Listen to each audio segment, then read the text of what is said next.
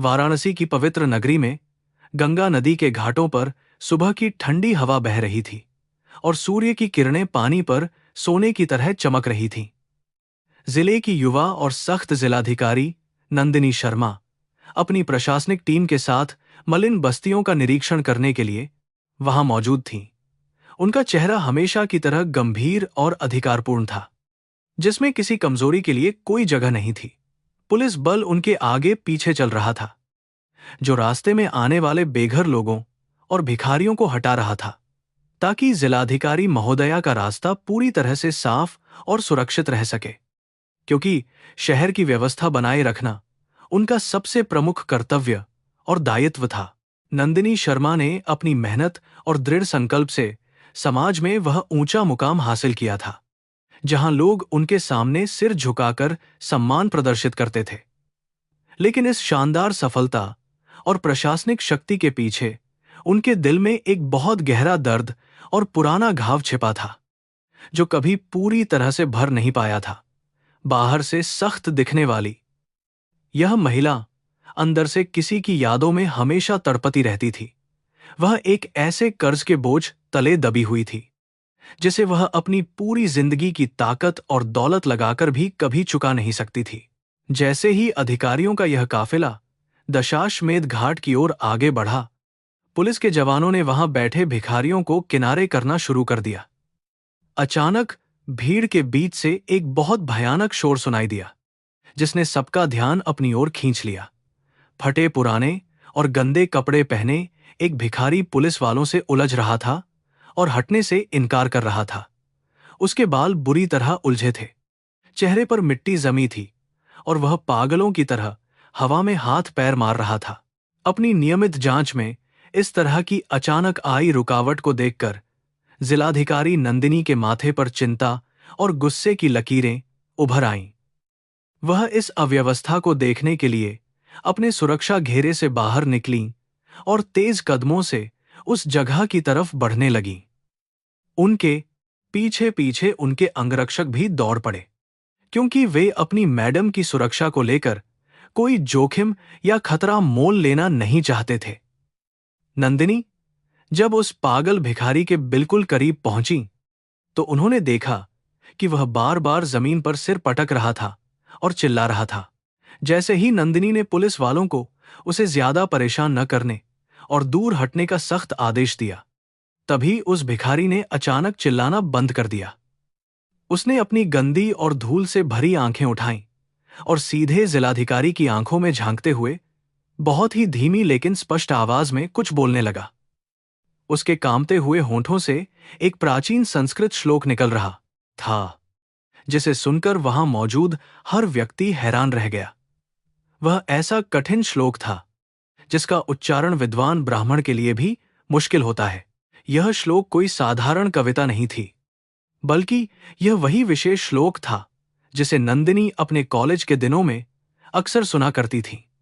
उनके दिमाग में यादों का एक बहुत बड़ा बवंडर अचानक तेजी से घूमने लगा और 10 साल पुरानी तस्वीरें उनकी आंखों के सामने तैरने लगीं। यह वही कविता थी जो उनके जीवन का सबसे महत्वपूर्ण हिस्सा थी और जिसे केवल एक ही इंसान इतने आत्मविश्वास के साथ गा सकता था। उनका मजबूत शरीर अचानक सूखे पत्ते की तरह कांपने लगा और चेहरे का रंग पीला पड़ गया। नंदिनी खुद को संभालते हुए उस भिखारी के करीब गई और उसकी आंखों में सच्चाई खोजने का प्रयास करने लगी। भिखारी की दाढ़ी इतनी बढ़ी हुई थी कि उसके चेहरे के असली नक्श समझना लगभग नामुमकिन लग रहा था। तभी नंदिनी की नजर उस आदमी के बाएं हाथ पर पड़ी, जहां कोहनी के ऊपर एक बहुत गहरा और पुराना निशान दिखाई दे रहा था। यह साधारण चोट का निशान नहीं था, बल्कि किसी धारदार हथियार से किए गए जानलेवा हमले का घाव था। इस खौफनाक निशान को देखते ही नंदिनी के दिल की धड़कन रुक गई। वह निशान नंदिनी के दिमाग में हथौड़े की तरह चोट कर रहा था और उन्हें अतीत की उस खौफनाक रात की याद दिला रहा था। यह निशान किसी और का नहीं, बल्कि उस देवव्रत का था, जिसने अपनी जान की परवाह किए बिना नंदिनी को बचाने के लिए गुंडों के घातक वार को अपने ऊपर झेल लिया था। नंदिनी की आंखों से अब आंसुओं का ऐसा सैलाब बहने लगा था जिसे रोक पाना किसी भी शक्ति के बस में नहीं था। जिस इंसान को वह 10 साल से पागलों की तरह हर जगह ढूंढ रही थी, वह आज उन्हें इस भयानक हालत में एक सड़क छाप भिखारी के रूप में मिला था। जिलाधिकारी साहिबा को यूं फूट फूट कर रोता देखकर वहां मौजूद सभी पुलिसकर्मी, बड़े अधिकारी और आम लोग पूरी तरह से सन्न रह गए। किसी को भी यह समझ में नहीं आ रहा था कि हमेशा कड़क मिजाज और सख्त फैसले लेने वाली इस दबंग महिला को अचानक क्या हो गया है। सचिव ने घबराते हुए आगे बढ़कर मैडम को संभालने की कोशिश की और पूछा कि क्या वह अस्वस्थ महसूस कर रही हैं। लेकिन नंदिनी ने अपने सचिव की बातों को अनसुना कर दिया और अपनी साड़ी की परवाह किए बिना सीधे धूल भरी जमीन पर घुटनों के बल बैठ गईं। उनका यह कदम वहां खड़े हर व्यक्ति के लिए एक बहुत बड़ा झटका था। नंदिनी ने अपने कांपते हाथों को आगे बढ़ाया और बहुत प्यार तथा सम्मान के साथ उस गंदे भिखारी के चेहरे को धीरे से छुआ। उनके मुंह से बहुत रुंधे हुए और दर्द भरे स्वर में सिर्फ एक ही शब्द निकला और वह शब्द था देवव्रत। यह नाम सुनते ही उस गंदे भिखारी, पागल भिखारी के शरीर में अचानक एक तेज सिहरन दौड़ गई और उसकी आंखों में कुछ पलों के लिए एक अजीब चमक दिखाई दी। उसने अपना सिर झुका लिया और अपने हाथों से कानों को जोर से बंद कर लिया, जैसे वह कोई भयानक आवाज सुनने से बच रहा हो। उसकी यह दयनीय स्थिति देखकर नंदिनी का कलेजा बुरी तरह फट रहा था। घाट की सीढ़ियों पर बैठी हुई नंदिनी को उस समय आसपास की दुनिया का कोई होश नहीं था और गंगा के पानी की आवाज भी आनी बंद हो गई थी। उनकी आंखों के सामने वह होनहार देवव्रत आ रहा था, जिसने अपनी पूरी जवानी और सुनहरा भविष्य केवल नंदिनी के सपनों को पूरा करने के लिए हंसते हंसते कुर्बान कर दिया था। एक समय था जब देवव्रत विश्वविद्यालय का सबसे होशियार छात्र हुआ करता था और हर कोई मानता था कि वह बड़ा अधिकारी बनेगा। लेकिन आज वही कुशाग्र दिमाग वाला व्यक्ति बनारस की गलियों में भिखारी की तरह पागलों वाला जीवन जीने के लिए मजबूर था। नियति का यह कैसा क्रूर और भयानक खेल था, जहां एक तरफ नंदिनी सत्ता और सफलता के ऊंचे शिखर पर बैठी थी, वहीं दूसरी तरफ उनका भगवान जैसा रक्षक मिट्टी में पूरी तरह से मिल चुका था। नंदिनी हमेशा कर्म और न्याय के सिद्धांतों में गहरा विश्वास रखती थी, लेकिन आज उन्हें ईश्वर के इस अन्यायपूर्ण फैसले पर बहुत ज्यादा गुस्सा आ रहा था। वह मन ही मन भगवान से पूछ रही थीं कि आखिर इतनी बड़ी भलाई का ऐसा दर्दनाक सिला कैसे दिया जा सकता है। उन्होंने अपने दोनों हाथों को जोड़कर आसमान की तरफ देखा और उनकी आंखों से लगातार आंसू बहते ही जा रहे थे। देवव्रत, जो अपनी मानसिक हालत पूरी तरह खो चुका था, नंदिनी के इस अजीब व्यवहार से बहुत ज्यादा डर गया था और जमीन पर रेंगते हुए पीछे की तरफ खिसकने की कोशिश कर रहा था। उसके मुंह से अजीब डरावनी आवाजें निकल रही थीं और वह बार बार अपने फटे कपड़ों को खींचकर अपना चेहरा छुपाने का प्रयास कर रहा था। उसके शरीर से उठने वाली दुर्गंध इस बात का स्पष्ट प्रमाण थी कि उसने महीनों से नहाया नहीं था और न ही उसे ढंग का खाना नसीब हुआ था। नंदिनी ने तुरंत आगे बढ़कर उसके गंदे हाथों को अपने हाथों में मजबूती से थाम लिया ताकि वह सुरक्षित महसूस कर सके। घाट पर खड़े तमाशबीन लोगों ने अब अपने अपने मोबाइल फोन निकाल लिए थे और इस हैरान कर देने वाली घटना का वीडियो बनाना शुरू कर दिया था, क्योंकि यह कोई आम घटना नहीं थी। लोगों के बीच तरह तरह की फुसफुसाहट और बातें होने लगी थी कि शहर की सबसे बड़ी और सख्त अधिकारी आखिर एक पागल भिखारी के सामने घुटने टेककर क्यों रो रही है। कुछ लोग इसे राजनीतिक ड्रामा बता रहे थे, जबकि कुछ लोग सोच रहे थे कि शायद इस भिखारी ने महोदया पर कोई जादू टोना कर दिया है। यह खबर जंगल में लगी आग की तरह कुछ ही मिनटों में पूरे बनारस शहर में तेजी से फैलने लगी थी। तभी नंदिनी के मुख्य सुरक्षा अधिकारी ने भीड़ को बेकाबू होते देखकर स्थिति की गंभीरता को समझा और जल्दी से अपनी मैडम के पास आकर उन्हें वहां से चलने का विनम्र आग्रह किया। उसने बहुत ही धीमी लेकिन दृढ़ आवाज में नंदिनी से कहा कि यहां इस तरह खुले में बैठना उनकी सुरक्षा और पद की गरिमा के लिए खतरा साबित हो सकता है। उसने यह भी चेतावनी दी कि मीडिया वाले किसी भी समय यहां पहुंच सकते हैं और इस घटना को तमाशा बनाकर दुनिया के सामने गलत तरीके से पेश कर सकते हैं। लेकिन उस समय नंदिनी को दुनिया की कोई भी बात बिल्कुल भी सुनाई नहीं दे रही थी। नंदिनी ने आंसुओं को पोंछते हुए अपने सुरक्षा अधिकारी की तरफ बहुत सख्त नजर से देखा, जिससे वह अधिकारी तुरंत डरकर 2 कदम पीछे हटने के लिए मजबूर हो गया।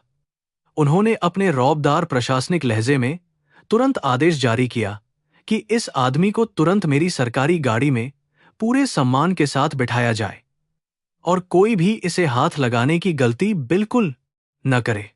यह आदेश सुनकर वहां मौजूद सभी पुलिसकर्मियों के पैरों तले जमीन खिसक गई, क्योंकि एक जिलाधिकारी की गाड़ी में एक गंदे और बदबूदार पागल भिखारी को बिठाने की बात कोई सपने में भी नहीं सोच सकता था। सचिव ने हिम्मत जुटाते हुए नंदिनी को समझाने की कोशिश की कि मैडम, यह आदमी बहुत अस्वच्छ और खतरनाक हो सकता है, इसलिए इसे सीधे सरकारी अस्पताल या किसी पागलखाने भेजना ही सही विकल्प रहेगा। उसकी यह बात सुनते ही नंदिनी का पारा 7वें आसमान पर पहुंच गया और उन्होंने चीखते हुए उसे तुरंत चुप रहने का सख्त आदेश दिया। उन्होंने कड़े शब्दों में कहा कि यह इंसान कोई साधारण भिखारी नहीं है, बल्कि यह वह देवता है जिसकी वजह से आज तुम लोग मुझे मैडम कहने की हैसियत रखते हो। उनकी इस भयानक दहाड़ को सुनकर पूरा घाट एकदम सन्न रह गया और हर तरफ गहरी शांति छा गई। नंदिनी ने किसी अन्य अधिकारी की मदद लेने से साफ इनकार कर दिया और खुद आगे बढ़कर देवव्रत के गंदे शरीर को सहारा देते हुए अपने कंधों पर उठाने की कोशिश की। उनके महंगे और साफ कपड़ों पर देवव्रत के शरीर की गंदगी और कीचड़ लग रहा था, लेकिन उन्हें इस बात की रत्ती भर भी परवाह नहीं थी। वह बहुत ही प्यार और दुलार के साथ उसे छोटे बच्चे की तरह पुचकारते हुए अपनी गाड़ी की तरफ ले जाने लगी। देवव्रत अभी भी डरा हुआ था और चलने में असमर्थ महसूस कर रहा था, लेकिन नंदिनी के सुरक्षित स्पर्श में एक ऐसी गर्माहट थी जिसने उसे अब काफी हद तक शांत कर दिया था। जिलाधिकारी की सफेद वीआईपी गाड़ी अब घाट की भीड़भाड़ वाली सड़कों को पार करते हुए शहर के सबसे पॉश इलाके की तरफ तेजी से दौड़ रही थी। उस गाड़ी की शानदार वातानुकूलित पिछली सीट पर एक तरफ बनारस जिले की सबसे ताकतवर महिला बैठी थी और दूसरी तरफ एक ऐसा लावारिस व्यक्ति बैठा था जिसे समाज ने पूरी तरह से ठुकरा दिया था। नंदिनी पूरे रास्ते उसकी उलझी हुई जटाओं को अपने कोमल हाथों से सहलाती रहीं और उनके आंसू लगातार देवव्रत के मैले कपड़ों पर गिरकर उन्हें भिगो रहे थे। यह एक ऐसा दृश्य था जिसे देखकर गाड़ी का ड्राइवर भी बार बार शीशे में बहुत ही हैरान होकर देख रहा था। जब जिलाधिकारी की वीआईपी गाड़ी उनके आलीशान सरकारी बंगले के विशाल दरवाजे पर आकर रुकी, तो वहां मौजूद सभी नौकर और गार्ड तुरंत सम्मान के साथ खड़े हो गए। लेकिन जब उन्होंने अपनी मैडम को एक बहुत गंदे और भयानक दिखने वाले भिखारी का हाथ पकड़कर बाहर आते देखा, तो सबकी आंखें फटी की फटी रह गईं। बंगले के अंदर काम करने वाले सभी लोग इस अजीब दृश्य को देखकर पूरी तरह सन्न थे और उन्हें समझ नहीं आ रहा था कि वे इस भिखारी का स्वागत करें या उसे बाहर निकालें। नंदिनी ने किसी की तरफ कोई ध्यान नहीं दिया और भिकाज में देवव्रत को लेकर सीधे घर के अंदर की तरफ चली गईं। नंदिनी ने अपने भरोसेमंद नौकर को तुरंत गर्म पानी और साफ कपड़े लाने का सख्त आदेश दिया और खुद देवव्रत को अपने आरामदायक ड्राइंग रूम के सबसे कीमती सोफे पर बैठा दिया। उस आलीशान कमरे की सजावट और देवव्रत की फटी पुरानी हालत के बीच का अंतर बहुत ही गहरा और दर्दनाक था, जो समाज की सबसे कड़वी सच्चाई को बयां कर रहा था। नंदिनी अच्छी तरह जानती थी कि उनका यह कदम कल सुबह के अखबारों की सबसे बड़ी और विवादित हेडलाइन बनने वाला है, लेकिन उन्हें अब दुनिया की कोई फिक्र नहीं थी। आज उनके जीवन का खोया हुआ खजाना मिल गया था और वह अतीत के पन्नों को पलटने के लिए पूरी तरह तैयार थी।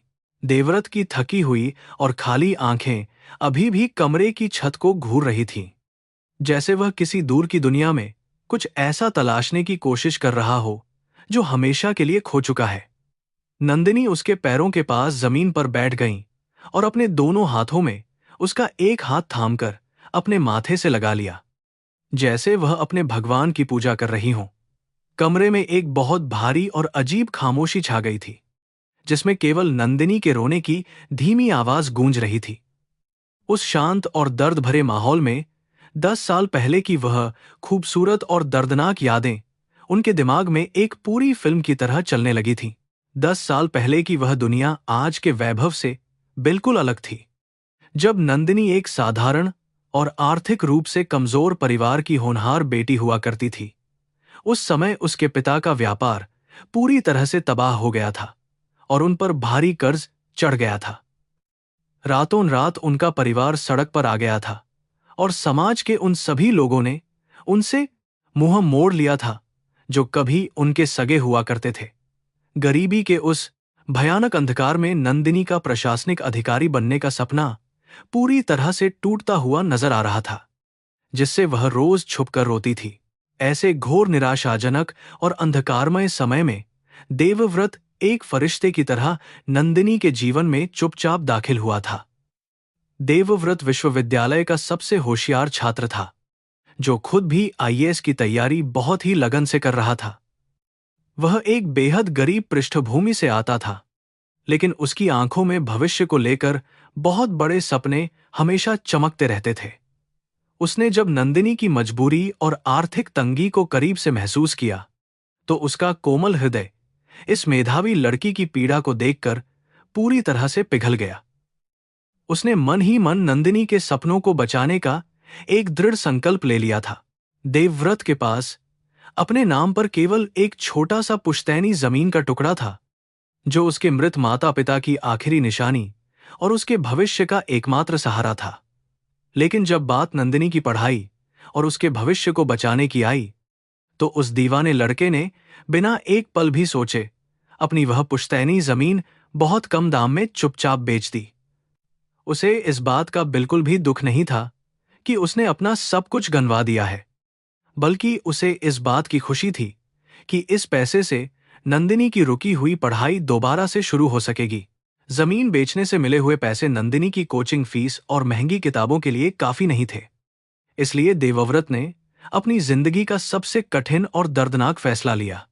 विश्वविद्यालय में हमेशा प्रथम श्रेणी लाने वाले उस प्रतिभाशाली छात्र ने अपनी रातों की नींद त्याग दी और शहर के रेलवे स्टेशन पर एक कुली के रूप में भारी बोरे उठाने का काम शुरू कर दिया। वह अपनी इस मजदूरी की बात को दुनिया से और खास तौर पर नंदिनी से पूरी तरह छिपाकर रखना चाहता था, ताकि उसे किसी भी तरह का मानसिक बोझ या शर्मिंदगी महसूस न हो। दिन के उजाले में देवव्रत एक बहुत ही मेधावी छात्र की तरह पुस्तकालय में बैठकर पढ़ाई करता था, लेकिन रात के अंधेरे में वह रेलवे स्टेशन के प्लेटफॉर्म पर पसीने से लथपथ होकर मुसाफिरों का भारी सामान अपने कंधों पर ढोता था। कई बार भारी लोहे के बक्से उठाते हुए उसके कंधे छिल जाते थे और हाथों से खून तक बहने लगता था, लेकिन वह मुस्कुराते हुए उस दर्द को पी जाता था। उसकी हर रात इसी भयानक शारीरिक यातना के बीच गुजरती थी, ताकि वह सुबह अपनी कमाई से नंदिनी के लिए परीक्षा के फॉर्म और नई किताबें खरीद सके। देवव्रत ने विश्वविद्यालय के एक दयालु प्रोफेसर की मदद से एक झूठी कहानी बनाई और नंदिनी को बताया कि उसे एक विशेष गुप्त स्कॉलरशिप मिल गई है। इस झूठ के सहारे वह हर महीने अपनी मजदूरी के पैसे नंदिनी की फीस के रूप में जमा करवा देता था, और नंदिनी यही सोचती थी कि उसकी योग्यता के कारण संस्थान उसे मुफ्त में पढ़ा रहा है। देवव्रत का यह निस्वार्थ प्रेम इतना गहरा और पवित्र था कि उसने कभी भी अपने इन महान त्यागों का श्रेय लेने की कोशिश तक नहीं की। वह बस उसे सफल होते हुए देखना चाहता था। लेकिन सच्चाई कभी भी लंबे समय तक छुपकर नहीं रह सकती, और एक दिन नियति ने नंदिनी के सामने देवव्रत के इस महान त्याग का पर्दाफाश कर ही दिया। सर्दियों की एक बहुत सर्द रात में नंदिनी अपने बीमार पिता की दवाई लेने के लिए स्टेशन के पास वाले मेडिकल स्टोर पर गई थी। तभी उसकी नजर प्लेटफॉर्म पर एक भारी सूटकेस उठाते हुए कुली पर पड़ी। जिसकी पीठ और कंधे ठंड में भी पसीने से पूरी तरह भीगे हुए थे।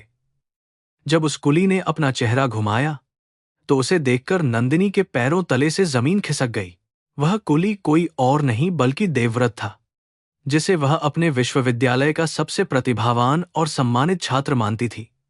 नंदिनी भागते हुए उसके पास गई और उसके हाथों से वह भारी सूटकेस छीनकर उसे वहीं जमीन पर जोर से पटक दिया। वह देवव्रत को उस दयनीय और दर्दनाक हालत में देखकर फूट फूट कर रोने लगी और उसने चीखते हुए पूछा कि वह अपनी मेधावी जिंदगी को इस तरह बर्बाद क्यों कर रहा है।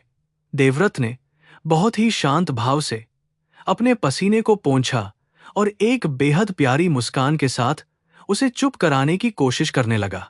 देवव्रत ने नंदिनी के आंसुओं को अपने खुरदुरे हाथों से पोंछते हुए कहा कि उसका यह संघर्ष कोई बर्बादी नहीं है, बल्कि यह उसके जीवन का सबसे खूबसूरत और पवित्र निवेश है। उसने बहुत ही प्यार से समझाया कि जब वह नंदिनी को एक बड़े अधिकारी की कुर्सी पर बैठे हुए देखेगा तो उसकी इन रातों की सारी थकान और कंधों का दर्द हमेशा के लिए मिट जाएगा। उस सर्द रात में स्टेशन की धुंधली रोशनी के नीचे देवव्रत के इस निस्वार्थ प्रेम को देखकर नंदिनी का दिल पूरी तरह से पिघल गया और उसने उसे गले लगा लिया। उसी रात से उनके बीच एक ऐसा पवित्र और गहरा रिश्ता जुड़ गया था जिसे दुनिया की कोई भी ताकत और कोई भी नियम कभी तोड़ नहीं सकता था। वे दोनों अक्सर शहर के बाहरी किनारे पर स्थित एक बहुत पुराने और विशाल बोधि वृक्ष के नीचे जाकर बैठा करते थे, जहां दुनिया का कोई भी शोर उन्हें परेशान नहीं कर पाता था। वह बोधि वृक्ष उनके सपनों, उनकी उम्मीदों और उनके अटूट प्रेम का एकमात्र सच्चा गवाह बन गया था। वहां बैठकर वे दोनों घंटों तक अपने भविष्य और देश की व्यवस्था को बदलने की योजनाएं बनाया करते थे। देवव्रत ने अपनी खुद की पढ़ाई को पूरी तरह से किनारे कर दिया था और वह अपना सारा कीमती समय केवल नंदिनी को पढ़ाने और उसे नोट समझाने में लगाने लगा था। रात भर मजदूरी करने के कारण उसकी आंखें हमेशा थकी रहती थीं, लेकिन जब वह नंदिनी को कठिन विषय समझाता था तो उसकी आवाज में एक अजीब सी ऊर्जा और उत्साह आ जाता था। वह चाहता था कि नंदिनी का कोई भी विषय कमजोर न रहे और वह परीक्षा में सबसे अच्छे अंकों के साथ उत्तीर्ण होकर अपने परिवार का नाम पूरी दुनिया में रोशन करे। समाज की कड़वी सच्चाई यह भी थी कि नंदिनी भले ही गरीब हो गई थी, लेकिन वह एक उच्च जाति के सम्मानित परिवार से ताल्लुक रखती थी, जबकि देवव्रत निचले वर्ग से था। इस भारी सामाजिक और जातीय अंतर के कारण कोई भी उन दोनों के रिश्ते को कभी स्वीकार नहीं कर सकता था। यह बात वे दोनों बहुत अच्छी तरह से जानते थे, लेकिन उस पवित्र बोधि वृक्ष के नीचे बैठे हुए उनके लिए जाति और वर्ग का कोई भी मतलब नहीं था। वहां वे केवल दो पवित्र आत्माएं थीं जो एक दूसरे के गहरे प्रेम में पूरी तरह से विलीन हो चुकी थीं। एक शाम जब परीक्षा बहुत नजदीक आ गई थी और नंदिनी घबराहट के कारण रोने लगी थी, तब देवव्रत ने उसका हाथ थामकर उसे वही प्राचीन संस्कृत श्लोक सुनाया था। उस श्लोक का अर्थ था कि निस्वार्थ कर्म और सच्चा प्रेम ही इंसान को ईश्वर के करीब ले जाता है और जो इंसान अपने कर्म पथ पर डटा रहता है उसकी विजय निश्चित होती है। देवव्रत की उस जादुई और शांत आवाज ने नंदिनी के मन के सारे डर को खत्म कर दिया था और उसके भीतर एक नई असीम ऊर्जा और आत्मविश्वास का बहुत बड़ा संचार कर दिया था। उसी शाम ढलते हुए सूरज की सुनहरी रोशनी में देवव्रत ने बोधिवृक्ष की एक पवित्र जड़ से मिट्टी उठाकर अपने माथे पर लगाई और एक बहुत ही गंभीर कसम खाई। उसने नंदिनी की आंखों में देखते हुए कहा कि वह अपनी आखिरी सांस तक उसकी रक्षा करेगा और जब तक उसे जिलाधिकारी की कुर्सी पर नहीं बिठा देगा तब तक वह चैन से नहीं मरेगा। उसकी इस भयानक और सच्ची कसम को सुनकर नंदिनी अंदर तक कांप गई थी, क्योंकि उस कसम में एक ऐसा संकल्प था जो किसी भी इंसान की सीमाओं से बहुत ज्यादा परे था। नंदिनी ने भी रोते हुए देवव्रत के दोनों हाथों को मजबूती से पकड़ लिया और कसम खाई कि जिस दिन वह अधिकारी बनेगी सबसे पहले वह देवव्रत से पूरे सम्मान के साथ शादी करेगी। उसने स्पष्ट रूप से कहा कि उसे इस दुनिया के किसी भी झूठे रीति रिवाज, जाति या समाज की कोई परवाह नहीं है, क्योंकि उसका सच्चा भगवान और उसका एकमात्र रक्षक सिर्फ देवव्रत ही है। उन दोनों ने उस पेड़ की शाखा पर एक पवित्र धागा बांधकर अपने इस वादे को हमेशा के लिए अमर कर दिया था, जिसे कोई भी तूफान कभी मिटा नहीं सकता था। समय तेजी से बीत रहा था और संघ लोक सेवा आयोग की मुख्य परीक्षा का वह दिन आ गया था, जिसके लिए दोनों ने मिलकर अपने खून और पसीने की नदियां बहाई थीं। देवव्रत ने दिल्ली जाने वाली ट्रेन का टिकट खरीदने और नंदिनी के रहने का इंतजाम करने के लिए लगातार कई रातों तक बिना सोए स्टेशन पर दोगुना काम किया था। उसकी शारीरिक हालत बहुत ज्यादा खराब हो चुकी थी और उसे तेज बुखार भी रहने लगा था, लेकिन उसने अपनी इस बीमारी की भनक भी नंदिनी को बिल्कुल नहीं लगने दी थी, ताकि वह परेशान न हो। दिल्ली जाने से एक दिन पहले नंदिनी बहुत उत्साहित थी और वह अपने सपनों को उड़ान भरने के लिए पूरी तरह से मानसिक रूप से तैयार हो चुकी थी। देवव्रत ने उसे एक नई कलम उपहार में दी थी और कहा था कि इस कलम से वह अपने भाग्य के साथ इस देश के हजारों गरीब लोगों का भाग्य भी लिखेगी। वह शाम उन दोनों के जीवन की सबसे खूबसूरत और सुकून भरी शाम थी, जिसमें सफलता की एक मीठी खुशबू हवा में घुली हुई थी। दोनों ने एक दूसरे को गले लगाकर आने वाले सुनहरे कल की बहुत सारी बधाइयां दी थीं, लेकिन उन्हें इस बात का बिल्कुल भी अंदाजा नहीं था कि नियति ने उनके लिए कोई और ही क्रूर और भयानक योजना बना रखी है, जो उनके सारे सपनों को राख कर देगी। नंदिनी के पिता के क्रूर साहूकार और गुंडे उस रात उनके घर की तरफ तेजी से बढ़ रहे थे, ताकि कर्ज न चुका पाने के कारण वे नंदिनी को जबरन अपने साथ ले जा सके। समाज के ठेकेदार और दरिंदे उस बेसहारा परिवार को नोचने के लिए तैयार बैठे थे और देवव्रत अपनी आखिरी रात की मजदूरी खत्म करके उनके घर की तरफ जल्दी लौट रहा था। आलीशान कमरे के सोफे पर बैठे देवव्रत की हालत देखकर आज नंदिनी का कलेजा उस पुरानी यादों की वजह से और भी ज्यादा जोर से तड़प तड़प कर रो रहा था। 10 साल पहले का वह देवव्रत, जिसकी आंखों में सूरज जैसी चमक और दिमाग में हजारों किताबें हुआ करती थीं, आज वह एक गूंगे और बहरे जानवर की तरह इस खाली कमरे की दीवारों को घूर रहा था। उसकी वह खूबसूरत मुस्कान, जो कभी नंदिनी को जीने की ताकत देती थी, आज वह कहीं बहुत गहरे अंधेरे में हमेशा के लिए खो चुकी थी। नंदिनी धीरे से अपनी जगह से उठी और कमरे की अलमारी से एक बहुत पुरानी और घिसी हुई डायरी निकालकर ले आई, जिसमें देवव्रत के हाथों से लिखे हुए कुछ पुराने नोट्स थे। उसने वह डायरी देवव्रत के गंदे हाथों में रख दी और उम्मीद भरी नजरों से उसके चेहरे की तरफ देखने लगी कि शायद इन पन्नों को देखकर उसे कुछ भी पुराना याद आ जाए। लेकिन देवव्रत ने बिना किसी भाव के उस डायरी को जमीन पर गिरा दिया और अपने दोनों पैरों को सिकोड़कर बहुत ही बुरी तरह से कांपने लगा। उसकी इस दुखद प्रतिक्रिया को देखकर नंदिनी के दिल में दर्द का एक बहुत बड़ा सैलाब उमड़ पड़ा और वह खुद को रोने से नहीं रोक पाई। उसने झुककर उस डायरी को उठाया और अपनी छाती से लगाते हुए फूट फूट कर रोने लगी। वह मन ही मन उस बोधिवृक्ष और उन सभी वादों को याद कर रही थी जो उन दोनों ने उस सुनहरी शाम को किए थे, जब दुनिया उनके लिए बहुत ही खूबसूरत हुआ करती थी। उसे समझ नहीं आ रहा था कि एक ही रात में भगवान ने उनकी जिंदगी के साथ इतना भयानक मजाक कैसे कर दिया। नंदिनी ने अपने आंसुओं को पोंछा और अपने दिल को बहुत ज्यादा मजबूत करते हुए एक गहरी सांस ली, क्योंकि वह एक आईएएस अधिकारी थी और हार मानना उसके स्वभाव में नहीं था। उसने देवव्रत के गंदे बालों पर बहुत प्यार से हाथ फेरते हुए खुद से यह दृढ़ वादा किया कि चाहे पूरी दुनिया उसके खिलाफ क्यों न हो जाए, वह अपने देवव्रत को वापस जरूर लाएगी। वह उस पुराने कर्जे को ब्याज सहित चुकाएगी और उस बोधिवृक्ष के नीचे किए गए अपने उस पवित्र वादे को हर कीमत पर निभाकर ही दम लेगी, चाहे परिणाम कुछ भी हो।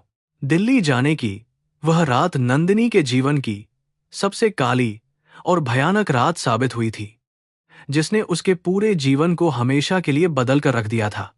उस रात वह कमरे में बैठकर अपना सूटकेस तैयार कर रही थी और उसके बीमार पिता कोने में लेटे थे।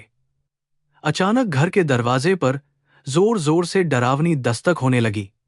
किसी ने दरवाजे को लात मारकर तोड़ दिया और वह जमीन पर गिर गया।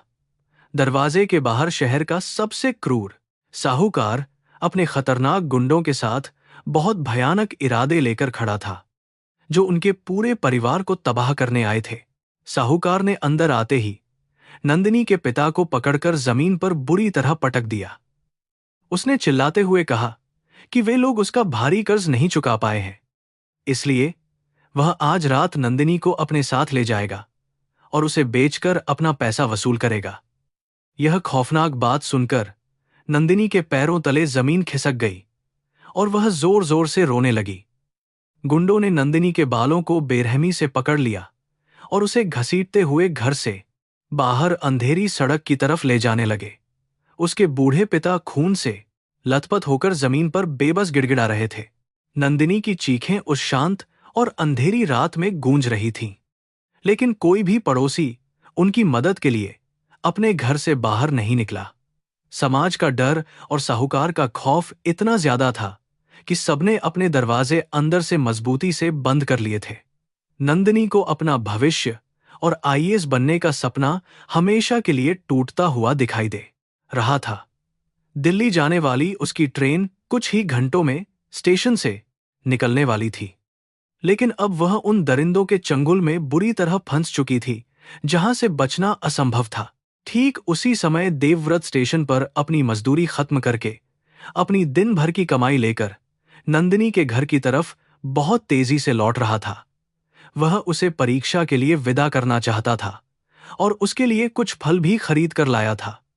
जैसे ही वह नंदिनी की गली के पास पहुंचा, उसने नंदिनी की दिल दहला देने वाली चीखें सुनी। वह आवाज पहचानते ही देवव्रत के हाथों से फलों का थैला छूटकर जमीन पर गिर गया। उसके शरीर का सारा खून खौलने लगा और वह एक पागल इंसान की तरह दौड़कर सीधे नंदिनी के घर भागा।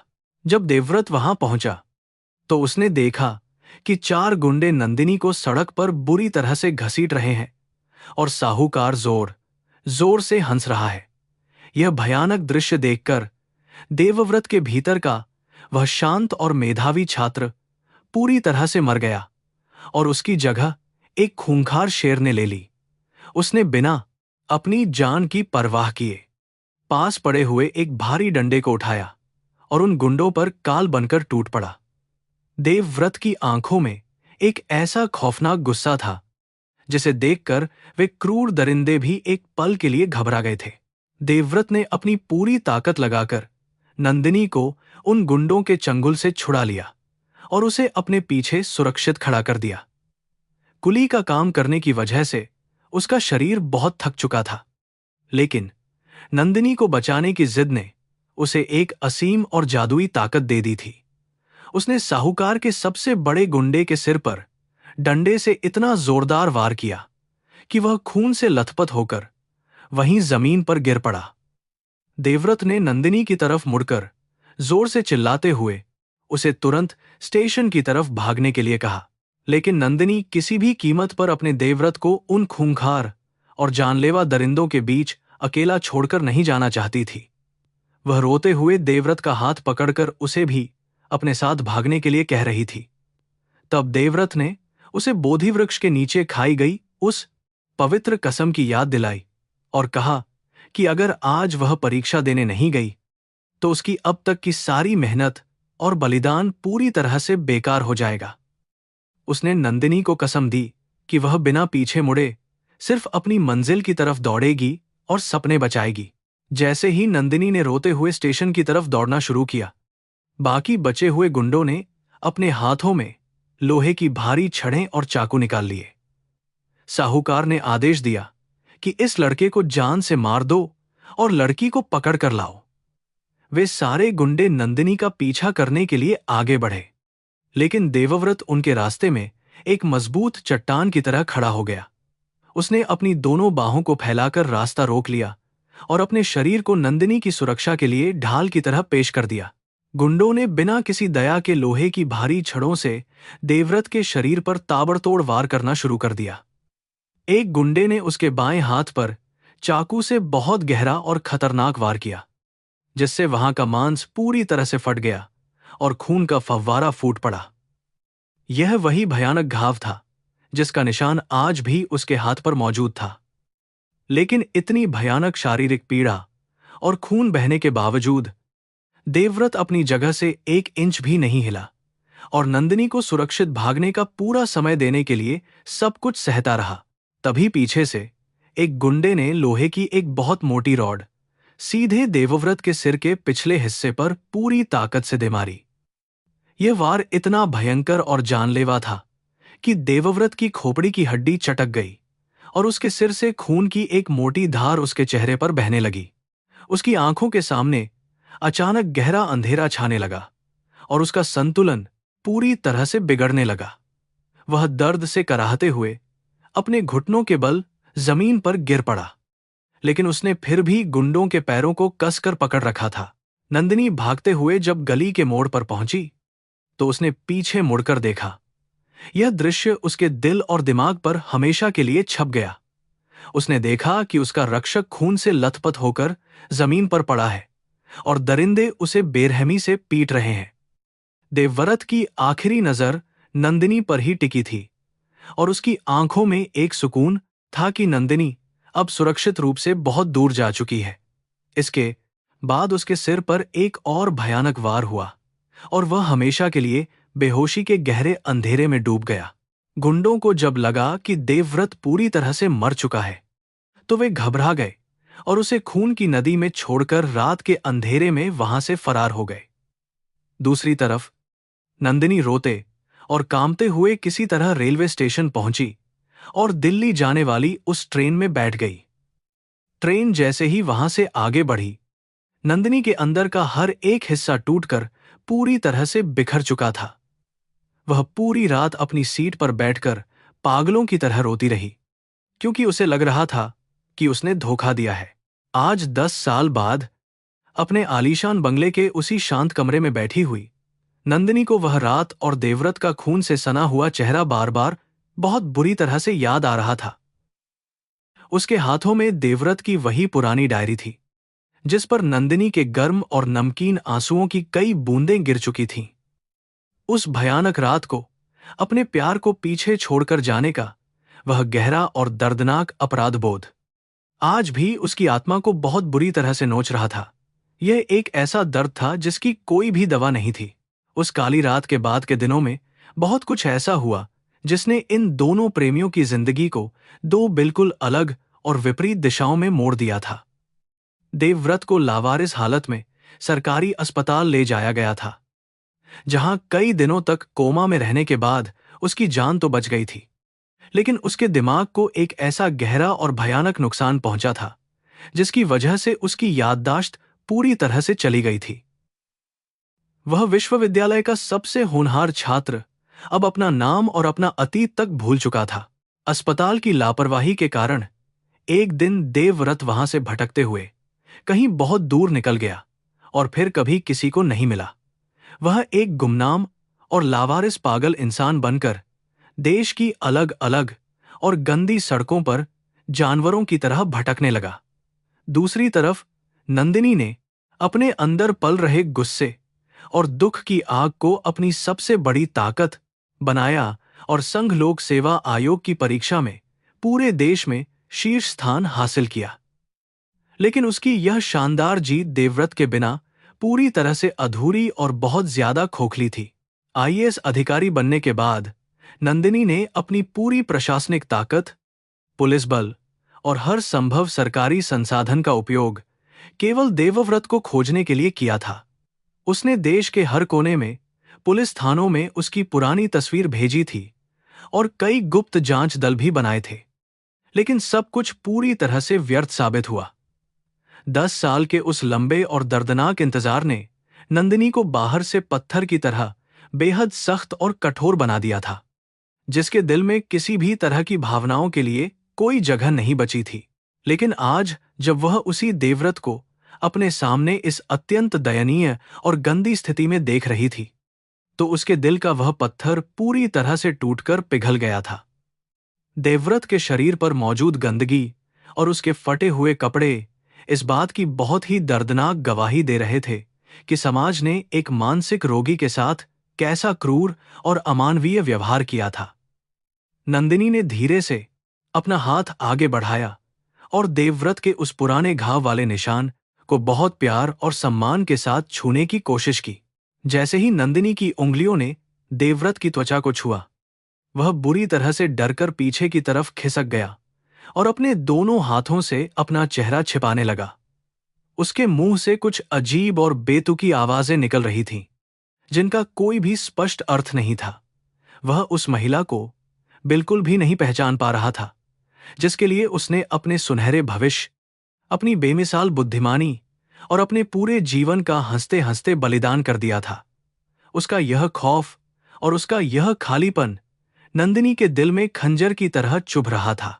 नंदिनी ने अपने आंसुओं को पोंछा और अपने दिल में एक बहुत ही मजबूत संकल्प लिया कि अब चाहे जो भी हो जाए, वह अपने देवव्रत को इस भयानक दर्द से हमेशा के लिए मुक्त करके ही रहेगी।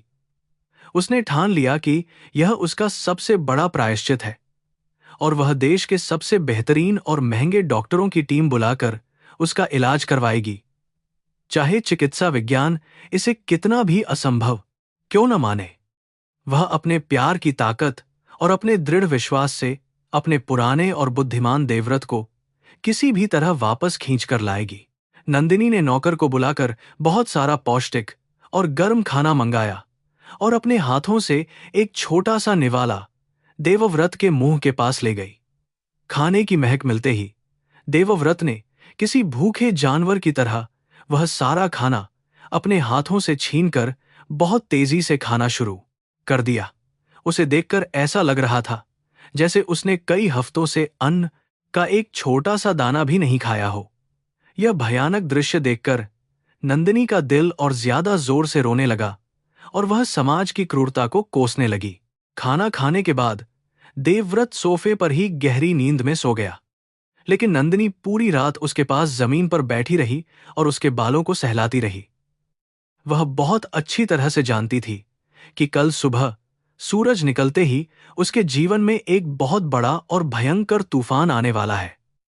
मीडिया, सरकार, उसके परिवार वाले और समाज के सभी लोग उसके इस अजीबोगरीब फैसले पर बहुत तीखे सवाल उठाने वाले थे। लेकिन अब नंदिनी को किसी भी चीज का कोई डर नहीं था, क्योंकि उसका भगवान अब उसके पास था। रात के उस सन्नाटे में नंदिनी ने देवव्रत के गंदे हाथों को अपने हाथों में लेकर बहुत ही कोमलता से चूमा और एक खामोश वादा किया।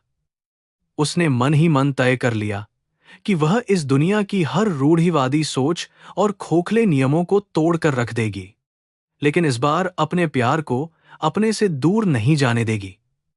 वह एक जिलाधिकारी के रूप में अपनी पूरी ताकत का इस्तेमाल करेगी और समाज को दिखाएगी कि सच्चा प्रेम और बलिदान किसी भी झूठी प्रतिष्ठा और ऊंचे पद से बहुत ज्यादा बड़ा और महान होता है।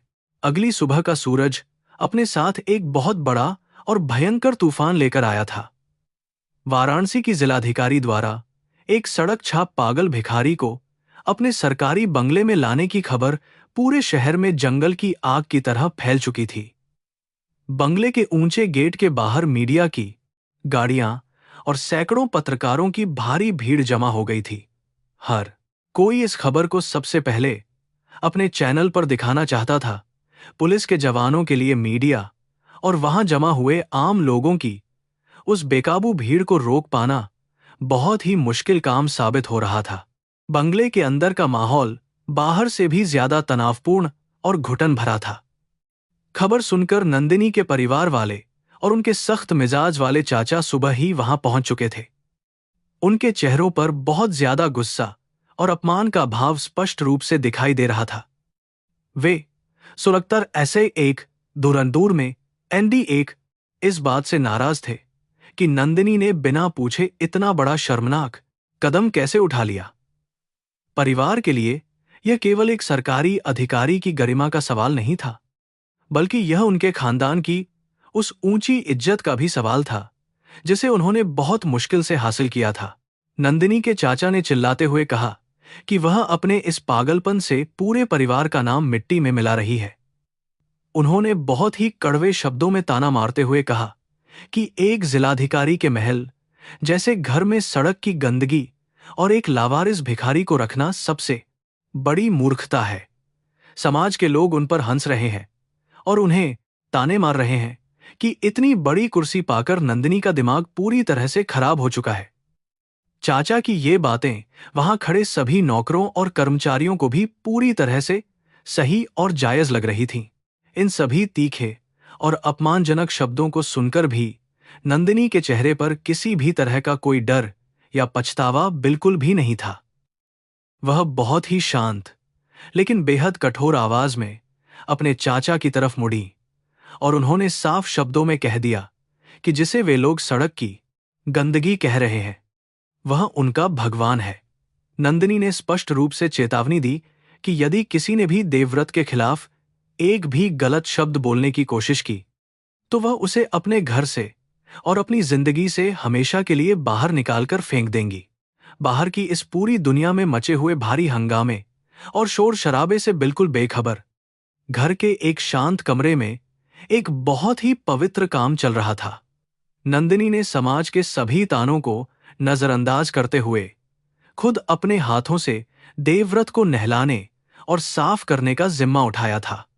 उन्होंने गुनगुने पानी और साबुन से उसके शरीर पर जमी हुई सालों पुरानी गंदगी को बहुत ही प्यार से साफ किया। नौकरों ने जब मदद करने की कोशिश की तो नंदिनी ने उन्हें कमरे से बाहर भेज दिया क्योंकि वह अपने भगवान की सेवा खुद करना चाहती थी। पानी और कैंची को देखकर देवव्रत बहुत ज्यादा डर गया था और वह किसी छोटे बच्चे की तरह जोर जोर से रोते हुए बचने की कोशिश कर रहा था। उसकी इस बेचैनी को दूर करने के लिए नंदिनी ने बहुत ही मीठी और शांत आवाज में उसी प्राचीन संस्कृत श्लोक को गाना शुरू कर दिया जो देवव्रत ने उन्हें सिखाया था। उस जानी पहचानी और जादुई आवाज को सुनकर देवव्रत का डर अचानक कम होने लगा और वह धीरे धीरे शांत होकर बैठ गया। नंदिनी ने बहुत ही सावधानी से कैंची से उसके उलझे हुए बालों और गंदी दाढ़ी को काटना शुरू किया। सालों बाद आज पहली बार देवव्रत के शरीर पर साफ और सुगंधित सूती कपड़े पहनाए गए थे जिससे उसका पूरा रूप ही बदल गया था। बाल कटने और साफ होने के बाद उसके चेहरे की वह पुरानी चमक और माथे की लकीरें फिर से उभर कर सामने आ गई थीं।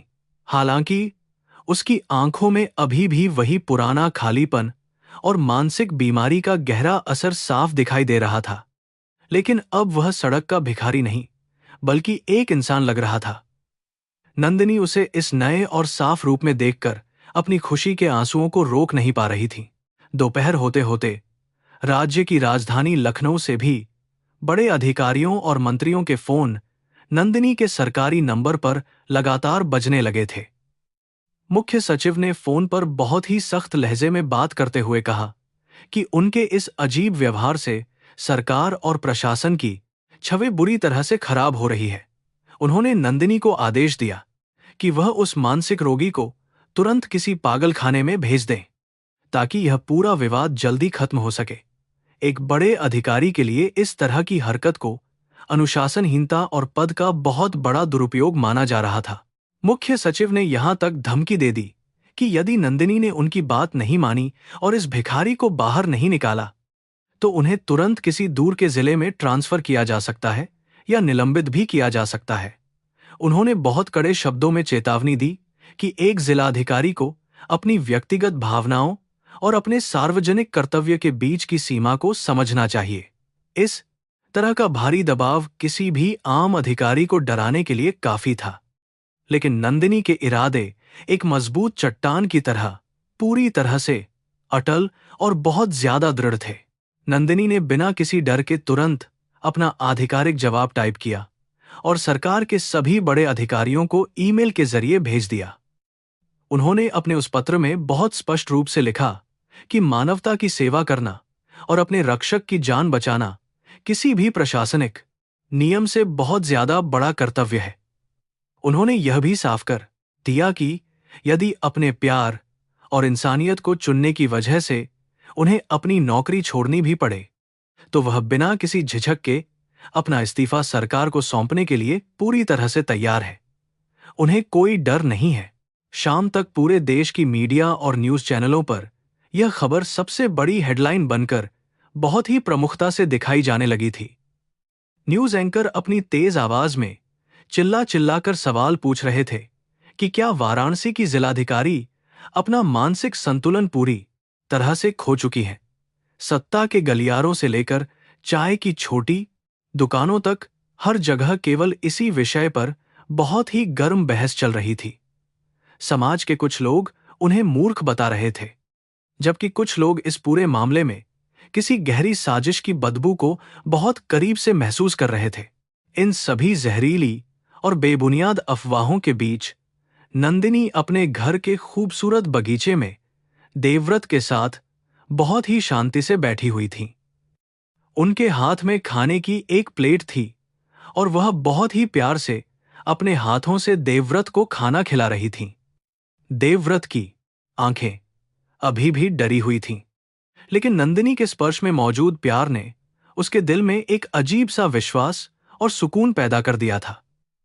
समाज के ऊंचे वर्ग और झूठी प्रतिष्ठा के सारे नियम इस पवित्र प्रेम के सामने पूरी तरह से घुटने टेक चुके थे और हार गए थे। तभी शहर का एक बहुत ही चालाक और मशहूर नेता नंदिनी के घर पहुंचा, जो इस पूरे विवाद का राजनीतिक फायदा उठाना चाहता था।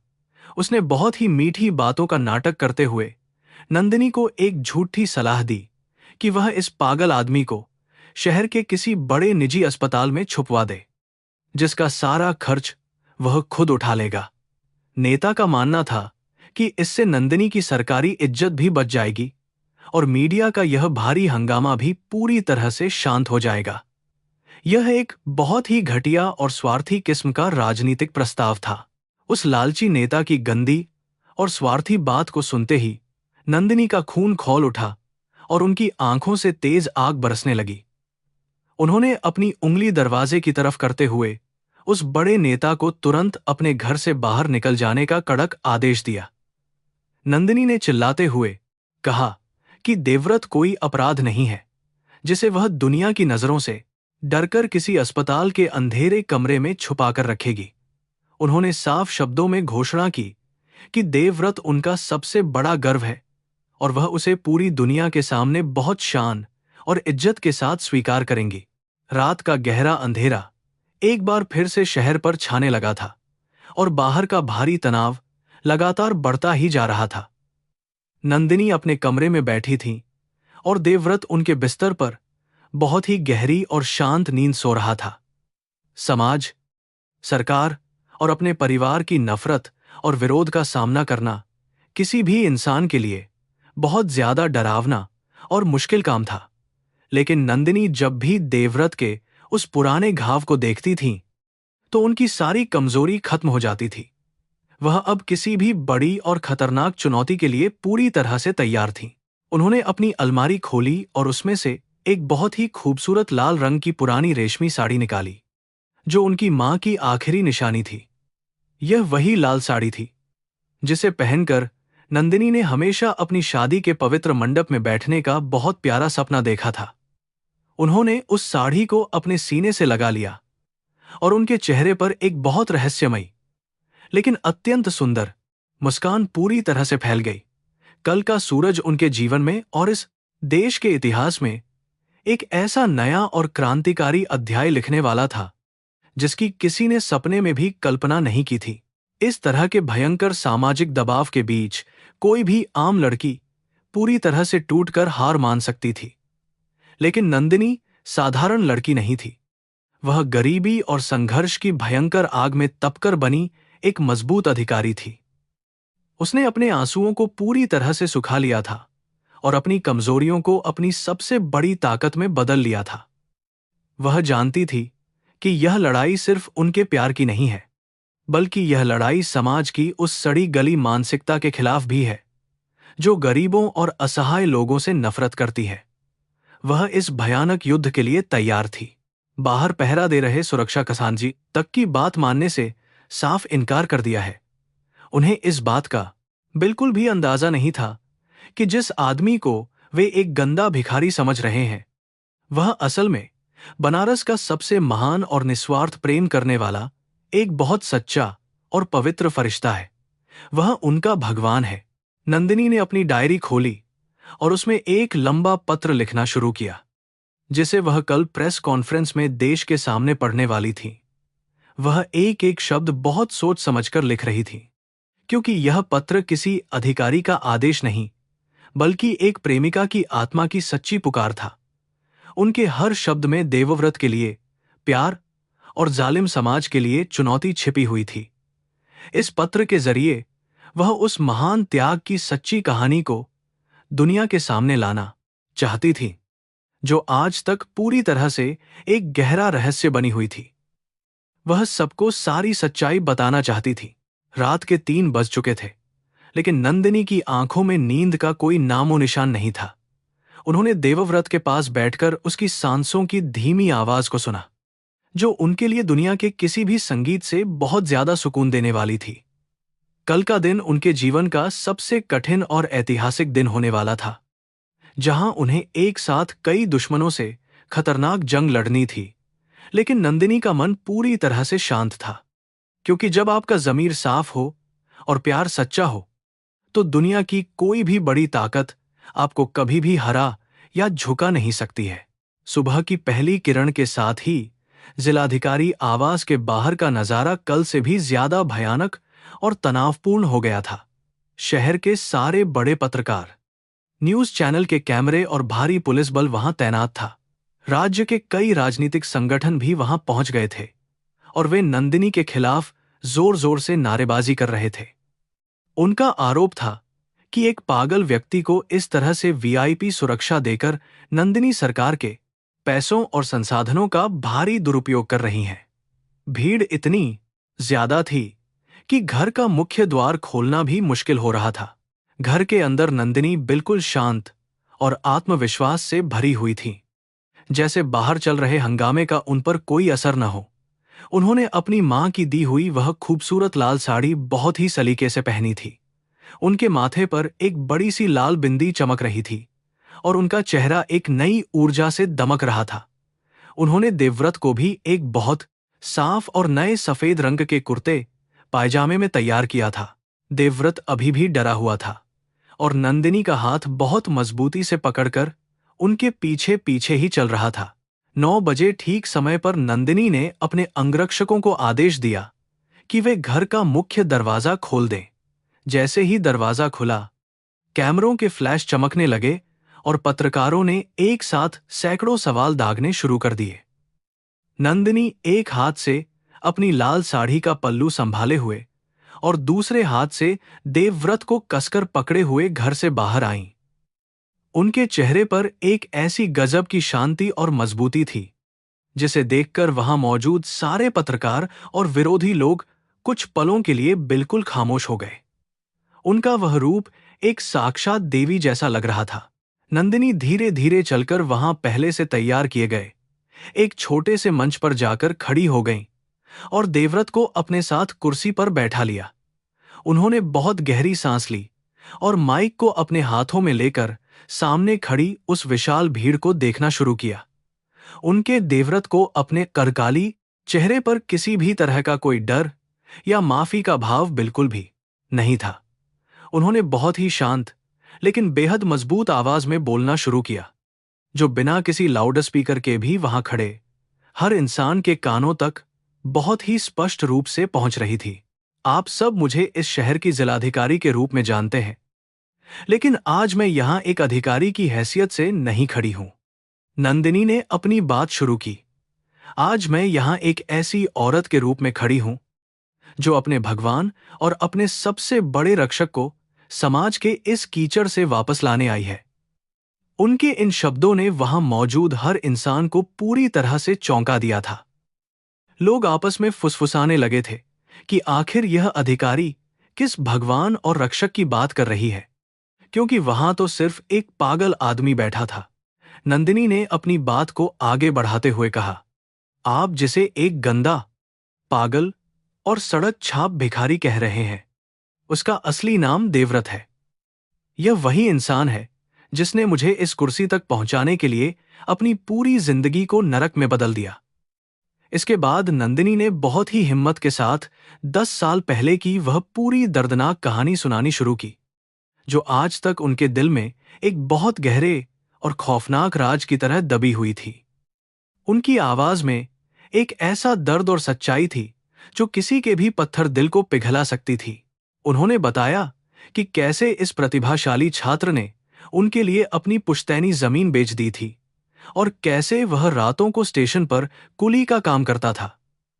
जब नंदिनी ने उस भयानक रात का जिक्र किया, जब देवव्रत ने उन्हें गुंडों से बचाने के लिए अपने सिर पर लोहे की रॉड खाई थी, तो उनका गला पूरी तरह से रुंध गया था और उनकी आंखों से आंसू छलक पड़े थे। मेरे सिर पर सजी हुई यह सफलता की ताज सिर्फ और सिर्फ देवव्रत के खून से नहाई हुई है, नंदिनी ने रोते हुए चीखकर कहा। इस कुर्सी पर असल हक मेरा नहीं, इसका है। पूरी भीड़ में अब पिन ड्रॉप साइलेंस था और लोगों के चेहरों पर जो गुस्सा था वह अब गहरे सदमे और शर्मिंदगी में बदल चुका था। कई पत्रकारों की आंखों में आंसू आ गए थे और कैमरामैन के हाथ कांपने लगे थे। वह कहानी किसी फिल्मी ड्रामा से भी ज्यादा दर्दनाक और असली थी। जो लोग कल तक नंदिनी को गालियां दे रहे थे, वे अब अपने सिर को शर्म से नीचे झुकाए खड़े थे। उन्हें इस बात का एहसास हो गया था कि उन्होंने बिना पूरी सच्चाई जाने एक बहुत ही महान इंसान का किस तरह से भयंकर अपमान किया था। नंदिनी ने अपने आंसुओं को पोंछा और बहुत ही गर्व के साथ देवव्रत के उस हाथ को ऊपर उठाया जिस पर आज भी गुंडों के हमले का वह गहरा निशान मौजूद था। यह निशान कोई बीमारी नहीं है, यह मेरे लिए खाया गया वह घाव है जिसकी वजह से आज मैं जिंदा हूं, उन्होंने कहा। और आज मैं, बनारस जिले की जिलाधिकारी नंदिनी शर्मा, आप सबके सामने और पूरे देश के सामने यह घोषणा करती हूं कि मैं इस इंसान से शादी करने जा रही हूं। मैं अपना पूरा जीवन केवल इनकी सेवा में बिताऊंगी, चाहे मुझे इसके लिए कुछ भी छोड़ना पड़े। यह घोषणा एक भयंकर बम के धमाके की तरह थी जिसने पूरे देश के मीडिया जगत और समाज में एक बहुत बड़ा और भयानक भूचाल ला दिया था। एक जिलाधिकारी का एक मानसिक रोगी से शादी करने का फैसला कोई आम बात नहीं थी। कई पत्रकारों ने सवाल उठाने की कोशिश की कि क्या ऐसा करना प्रशासनिक नियमों के खिलाफ नहीं होगा, क्या इससे उनकी नौकरी नहीं चली जाएगी। नंदिनी ने बहुत ही तीखी और कड़क आवाज में उन सभी सवालों का जवाब दिया जिसने सबकी बोलती पूरी तरह से बंद कर दी और उन्हें निरुत्तर कर दिया। अगर मेरा देश और मेरी सरकार का नियम यह कहता है कि मुझे अपने भगवान को छोड़ देना चाहिए, तो मैं ऐसी नौकरी और ऐसी कुर्सी को इसी वक्त अपने पैरों की ठोकर से ठुकराती हूं। नंदिनी ने अपनी जेब से एक कागज निकालते हुए कहा, यह मेरा आधिकारिक इस्तीफा है। अगर मेरे प्यार और मेरी इंसानियत की कीमत यह नौकरी है, तो मुझे यह नौकरी बिल्कुल नहीं चाहिए। उन्होंने वह इस्तीफा पत्रकारों की तरफ उछाल दिया। उनका यह निडर और साहसी रूप देखकर वहां मौजूद हर इंसान बुरी तरह से कांप गया था। यह प्यार की सबसे बड़ी और ऐतिहासिक जीत थी। नंदिनी की इस भयानक और बेबाक घोषणा के बाद राज्य के मुख्यमंत्री कार्यालय से तुरंत एक बहुत ही महत्वपूर्ण आदेश जारी हुआ।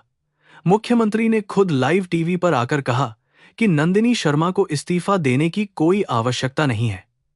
सरकार उनके इस महान प्रेम और त्याग का पूरा सम्मान करती है और देवव्रत के इलाज का सारा खर्च सरकार खुद उठाएगी। यह एक बहुत बड़ा और ऐतिहासिक फैसला था जिसने समाज के उन सभी लोगों के मुंह पर करारा तमाचा मारा था जो इस पवित्र रिश्ते को अपनी नीची और गंदी नजरों से देख रहे थे। उस दिन शाम को गंगा के उसी दशाश्वमेध घाट पर एक बहुत ही अनोखा और पवित्र मंडप सजाया गया था।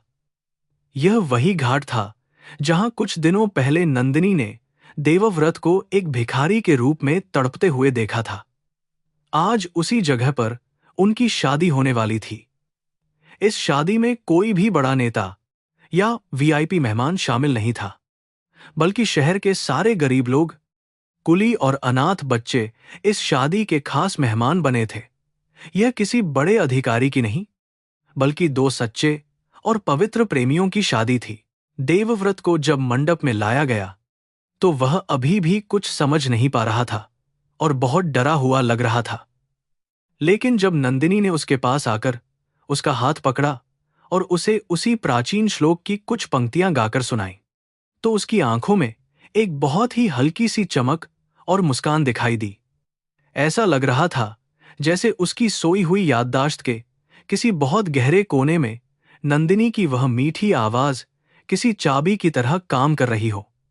उसने नंदिनी का हाथ बहुत ही मजबूती और प्यार के साथ पकड़ लिया। पंडित जी ने मंत्र पढ़ने शुरू किए और पवित्र अग्नि के सामने उन दोनों ने एक दूसरे को वरमाला पहनाई। जब देवव्रत ने नंदिनी की मांग में लाल सिंदूर भरा तो वहां खड़े हजारों लोगों की आंखों से आंसुओं की नदियां बह निकलीं। यह दृश्य इतना ज्यादा भावुक और दिल को छू लेने वाला था कि नेशनल टीवी पर इसे देख रहे पूरे देश के करोड़ों लोग अपने घरों में बैठकर रो रहे थे। यह एक ऐसी शादी थी जिसने समाज की सारी जाति, वर्ग और झूठी प्रतिष्ठा की दीवारों को हमेशा हमेशा के लिए पूरी तरह से तोड़कर रख दिया था। शादी के बाद जब नंदिनी और देवव्रत ने गंगा नदी में फूलों के दिए बहाए तो ऐसा लग रहा था जैसे उन्होंने अपने जीवन के सारे दुखों और अंधकार को भी उसी पवित्र जल में हमेशा के लिए विसर्जित कर दिया है। हवा में एक बहुत ही अजीब सी शांति और सुकून था। शहर के लोग जो कल तक उन्हें ताने मार रहे थे, आज वे उन दोनों पर गुलाब के फूलों की बारिश कर रहे थे और उनके लिए जोर जोर से तालियां बजा रहे थे। यह प्यार, त्याग और मानवता की सबसे बड़ी और सबसे खूबसूरत जीत का जश्न था। यह रात नंदिनी के जीवन की सबसे खुशहाल रात थी, क्योंकि उनका भगवान अब हमेशा के लिए उनके पास लौट आया था। वह जानती थी कि देवव्रत को पूरी तरह से ठीक होने में अभी बहुत लंबा समय लगेगा और यह रास्ता बहुत ज्यादा मुश्किल होगा। लेकिन उनके अंदर एक असीम और कभी न खत्म होने वाली ऊर्जा भर गई थी। वह अपने प्यार की ताकत से उस इंसान को मौत के मुंह से और अंधेरे के उस भयंकर दलदल से खींचकर वापस लाने के लिए पूरी तरह से तैयार थी। यह उनका सबसे बड़ा संकल्प था। ऐतिहासिक शादी के बाद अगली सुबह पूरा देश एक अलग ही भावुक और शांत माहौल में जागा था। अखबारों और समाचार चैनलों पर सिर्फ देवव्रत के महान बलिदान और जिलाधिकारी नंदिनी की अटूट निष्ठा की ही चर्चा हो रही थी। राजन नाम के एक बहुत ही मशहूर और तून है देखस काफी है तेज तर्रार खोजी पत्रकार ने देवव्रत के अतीत की गहराई में जाने का फैसला किया। वह उस पुराने विश्वविद्यालय में पहुंचा जहां देवव्रत और नंदिनी एक साथ पढ़ाई करते थे, ताकि वह दुनिया को उस पागल भिखारी की असली और दिल दहला देने वाली सच्चाई दिखा सके। पत्रकार राजन ने उस बूढ़े और सेवानिवृत्त प्रोफेसर से मुलाकात की जिन्होंने देवव्रत को झूठी छात्रवृत्ति वाली कहानी बनाने में मदद की थी। कैमरे के सामने बात करते हुए वह बुजुर्ग प्रोफेसर अपने आंसू नहीं रोक पाए और फूट फूट कर रोने लगे। उन्होंने पत्रकार को देवव्रत के पुराने अकादमिक रिकॉर्ड दिखाए और बताया कि वह विश्वविद्यालय का सबसे मेधावी छात्र था। प्रोफेसर ने रोते हुए खुलासा किया कि कैसे उस होनहार लड़के ने देश का सबसे बड़ा आईएएस अधिकारी बनने का अपना सुनहरा सपना केवल नंदिनी की पढ़ाई के लिए हंसते हंसते कुर्बान कर दिया था। इसके बाद वह पत्रकार उस रेलवे स्टेशन पर गया जहां देवव्रत रात के अंधेरे में एक कुली के रूप में काम करता था। वहां उसे चाय की दुकान चलाने वाला एक बहुत बूढ़ा आदमी मिला जिसे वह लड़का आज भी अच्छी तरह याद था। चाय वाले ने राष्ट्रीय टेलीविजन पर रोते हुए पूरी दुनिया को बताया कि कैसे भारी लोहे के बक्से उठाते समय उस मासूम लड़के के हाथों से खून बहता था, लेकिन वह फिर भी मुस्कुराता रहता था क्योंकि वह अपनी नंदिनी के भविष्य के लिए यह सारा दर्द सह रहा था। यह बेहद भावुक और दिल चीर देने वाली डॉक्यूमेंट्री शाम के समय देश के सभी प्रमुख समाचार चैनलों पर एक साथ प्रसारित की गई। जब भारत के करोड़ों लोगों ने एक होनहार दिमाग की बर्बादी, उसके खून से सने हाथों और उसके निस्वार्थ प्रेम की यह सच्ची कहानी देखी, तो पूरे देश में दुख और सम्मान की एक बहुत भारी लहर दौड़ गई। अपने घरों, दफ्तरों और चाय की दुकानों पर बैठे हुए लाखों लोग अपनी आंखों से बहते हुए आंसुओं को बिल्कुल भी नहीं रोक पाए। आज पूरा देश देवव्रत के लिए रो रहा था। समाज के वे सभी ऊंचे दर्जे के लोग, बड़े राजनेता और घमंडी अधिकारी, जो कुछ ही दिनों पहले नंदिनी के इस फैसले का बहुत बुरा मजाक उड़ा रहे थे, आज गहरे अपराधबोध और भारी शर्म से अपना सिर नीचे झुकाए खड़े थे। उन्हें इस बात का बहुत गहरा एहसास हो गया था कि पद और प्रतिष्ठा की उनकी परिभाषा कितनी छोटी और खोखली है। सोशल मीडिया पर अब केवल देवव्रत के लिए माफी और सम्मान के संदेश भरे पड़े थे। अब वह कोई पागल या भिखारी नहीं, बल्कि सच्चे और पवित्र प्रेम का भगवान बन चुका था। इस बीच जिलाधिकारी के आलीशान बंगले के अंदर एक बिल्कुल ही अलग और नई लड़ाई अभी अभी शुरू हुई थी। वह शादी समाज के खिलाफ एक बहुत बड़ी जीत थी, लेकिन असली युद्ध देवव्रत की गंभीर चिकित्सीय स्थिति के खिलाफ लड़ा जाना था। मुख्यमंत्री ने अपने वादे के मुताबिक देश के सबसे बेहतरीन न्यूरोलॉजिस्ट और मनोचिकित्सकों की एक बहुत बड़ी टीम तुरंत वाराणसी भेज दी थी। डॉक्टरों ने देवव्रत के दिमाग की गहरी चोट और सालों पुराने आघात को समझने के लिए कई तरह के जटिल स्कैन और मनोवैज्ञानिक परीक्षण करना शुरू कर दिया था। सभी एमआरआई स्कैन और जांच रिपोर्टों का गहराई से अध्ययन करने के बाद मुख्य डॉक्टर ने नंदिनी के कार्यालय में उनके साथ एक बहुत ही गंभीर बैठक की। डॉक्टर का चेहरा चिंता से भरा हुआ था और उन्होंने बताया कि 10 साल पहले सिर पर लगी लोहे की रॉड की चोट बहुत ही ज्यादा भयानक और जानलेवा थी। उन्होंने नंदिनी को चेतावनी दी कि सड़क पर बिताए गए 10 सालों के कुपोषण और आघात ने स्थिति को और भी बिगाड़ दिया है। डॉक्टर ने कहा कि देवव्रत के पूरी तरह ठीक होने की कोई गारंटी नहीं है। इस तरह की बेहद निराशाजनक चिकित्सीय रिपोर्ट को सुनकर कोई भी साधारण महिला पूरी तरह से टूटकर हार मान सकती थी, लेकिन नंदिनी के इरादे किसी फौलाद से भी ज्यादा मजबूत थे। उन्होंने डॉक्टर की आंखों में सीधा देखते हुए बहुत ही दृढ़ता से कहा कि उन्हें चिकित्सा विज्ञान से किसी भी तरह की गारंटी नहीं चाहिए। उन्हें अपने सच्चे प्यार, अपनी सेवा और भगवान पर अटूट विश्वास है। उन्होंने कसम खाई कि चाहे उनकी पूरी जिंदगी बीत जाए, वह इस बीमारी से लड़कर अपने पति को उस भयानक अंधेरे से वापस खींच कर लाएंगी। इस नई चुनौती के बाद नंदिनी की पूरी दिनचर्या पूरी तरह से बदल गई थी। वह अब एक जिलाधिकारी की भारी जिम्मेदारियों के साथ साथ एक समर्पित नर्स और पत्नी का फर्ज भी बहुत खूबी से निभा रही थी। उन्होंने अपने घर के अंदर ही एक छोटा सा आधुनिक, एक जिलाधि को बाध होना अस्पताल का कमरा बना लिया था, जो सभी बेहतरीन सुविधाओं से लैस था। दिन भर जिले की जटिल फाइलें और लोगों की समस्याएं सुलझाने के बाद वह अपनी पूरी रात देवव्रत के पास बैठकर उसे दवाइयां खिलाने और उसकी मनपसंद किताबें पढ़कर सुनाने में बिताती थी। कई बार रात के अंधेरे में देवव्रत उस पुराने और हिंसक हमले की डरावनी यादों की वजह से अचानक जोर जोर से चीखते हुए नींद से जाग जाता था। वह बुरी तरह कांपने लगता था और पागलों की तरह कमरे के कोने में छुपने की कोशिश करता था।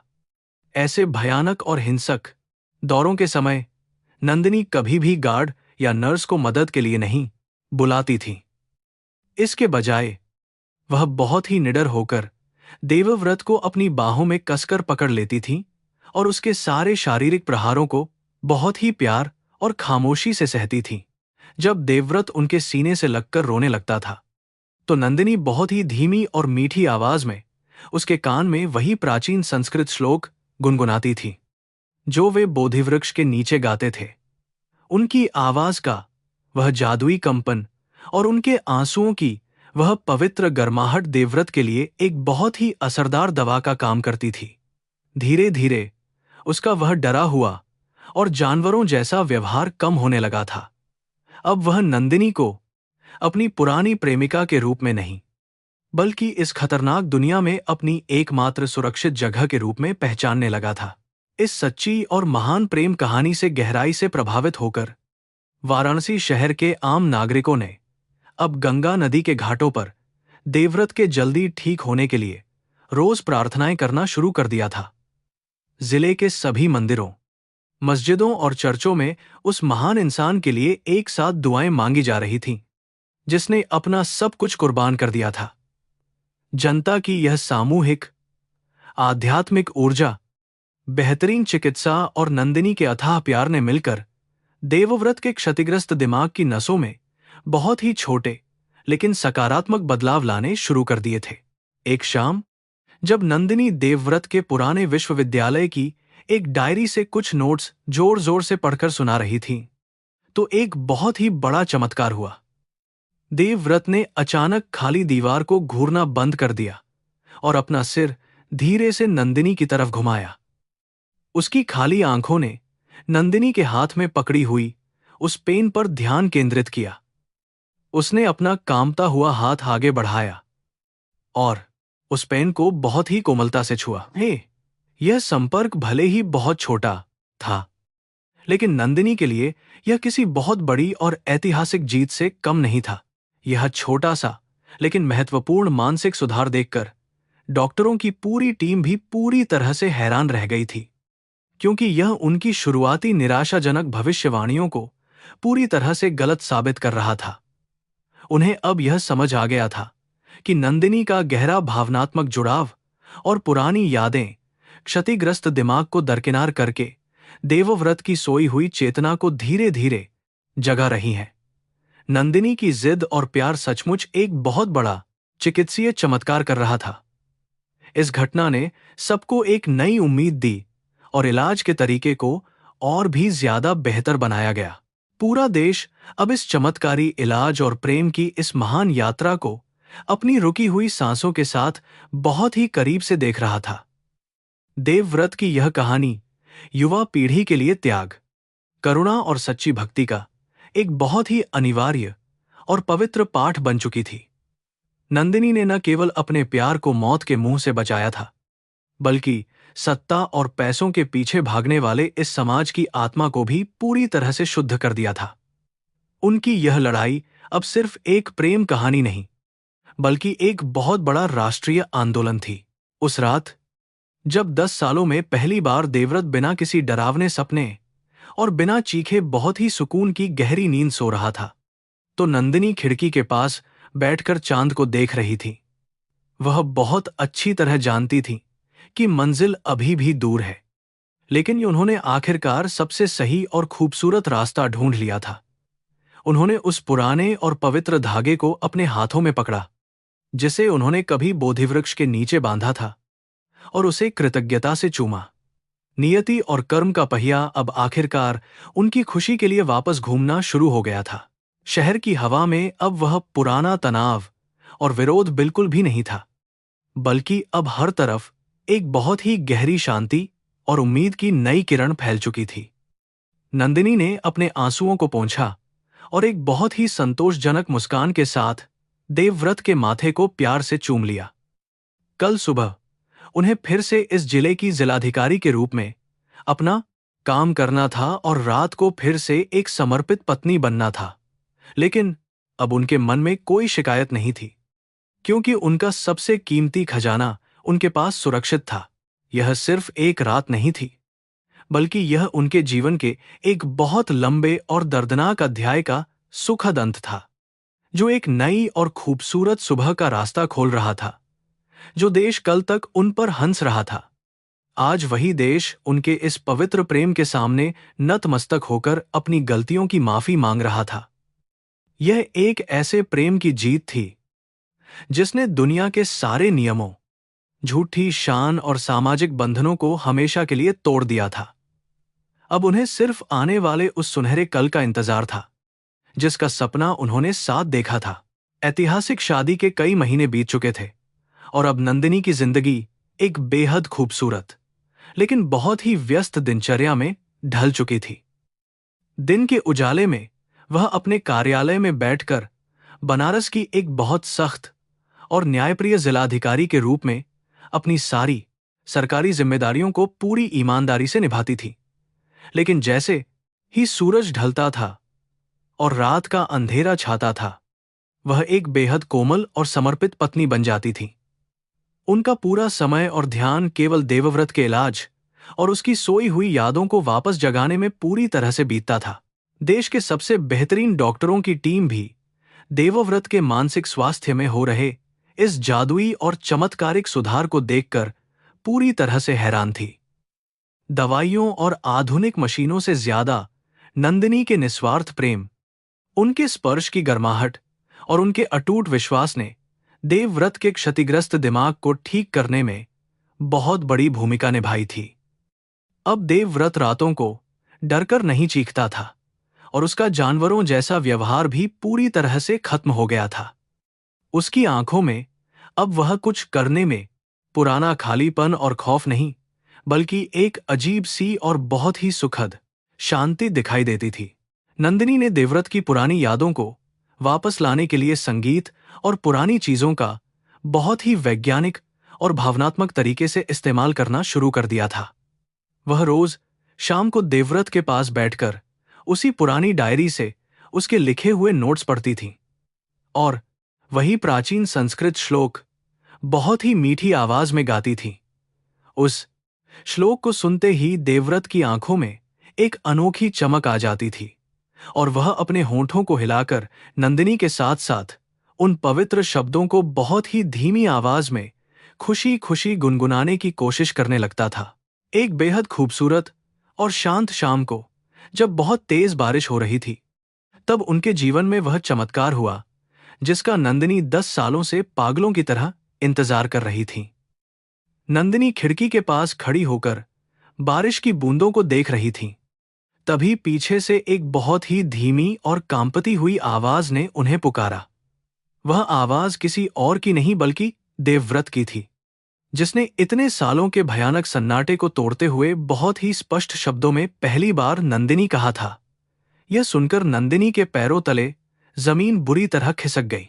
नंदिनी तुरंत मुड़ी और उन्होंने देखा कि देवव्रत अपनी कुर्सी से उठकर अपने दोनों पैरों पर बहुत मजबूती से खड़ा था। उसकी आंखों में अब कोई पागलपन या खालीपन बिल्कुल भी नहीं था, बल्कि वहां 10 साल पहले वाला वह बहुत मेधावी और समझदार देवव्रत वापस लौट आया था। नंदिनी दौड़कर उसके गले से लग गईं और जोर जोर से रोने लगी। देवव्रत ने अपने कांपते हुए हाथों से नंदिनी के आंसुओं को बहुत प्यार से पोंछा और उसे अपनी बाहों में कसकर पकड़ लिया। आज उनके 10 साल के दर्द का हमेशा के लिए पूरी तरह अंत हो गया था। जैसे जैसे समय और आगे बढ़ा, देवव्रत की याददाश्त बहुत ही तेजी से वापस आने लगी और उसने अपने आसपास की दुनिया को फिर से समझना शुरू कर दिया। जब उसे इस बात का पता चला कि उसकी नंदिनी अब एक बहुत बड़ी और सम्मानित आईएएस अधिकारी बन चुकी है, तो उसकी आंखों से खुशी के आंसू छलक पड़े। उसे यह जानकर भी बहुत गहरा सदमा लगा कि नंदिनी ने समाज की सारी गालियों और तानों को सहकर एक पागल भिखारी से शादी की थी। यह महान त्याग जानकर देवव्रत के दिल में नंदिनी के लिए सम्मान और भी ज्यादा बढ़ गया। जब देवव्रत शारीरिक और मानसिक रूप से पूरी तरह से स्वस्थ हो गया, तो नंदिनी ने एक दिन उसे शहर से बाहर ले जाने का फैसला किया। वह अपनी सरकारी गाड़ी खुद चलाकर देवव्रत को उसी पुराने और पवित्र बोधिवृक्ष के नीचे ले गईं, जहां उन दोनों ने 10 साल पहले एक दूसरे से जीवन भर साथ निभाने का वादा किया था। वह जगह आज भी वैसी ही शांत और पवित्र थी, जैसी वे उसे उस डरावनी और भयानक रात से पहले छोड़कर गए थे। उस पेड़ को देखते ही देवव्रत की सारी पुरानी यादें पूरी तरह से एकदम ताजा हो गईं। उस विशाल बोधिवृक्ष की ठंडी छांव में खड़े होकर देवव्रत ने उस पुरानी शाखा को छुआ, जहां उन्होंने अपने प्यार का वह पवित्र धागा बांधा था। उसने बहुत ही भावुक होकर नंदिनी की तरफ देखा और कहा कि भगवान का न्याय और कर्म का सिद्धांत कभी भी गलत नहीं हो सकता। उसने जो भी बलिदान नंदिनी के सुनहरे भविष्य के लिए दिया था, वह कभी बेकार नहीं गया। नंदिनी ने अपने सच्चे प्यार और अपनी अटूट तपस्या से उसे उस मौत के मुंह और भयानक अंधेरे से वापस खींचकर इस बात को पूरी तरह से सच साबित कर दिया था। उन दोनों की यह महान प्रेम कहानी अब पूरे देश के लिए केवल एक चर्चा का विषय नहीं, बल्कि एक बहुत बड़ा और पवित्र प्रेरणा स्रोत बन चुकी थी।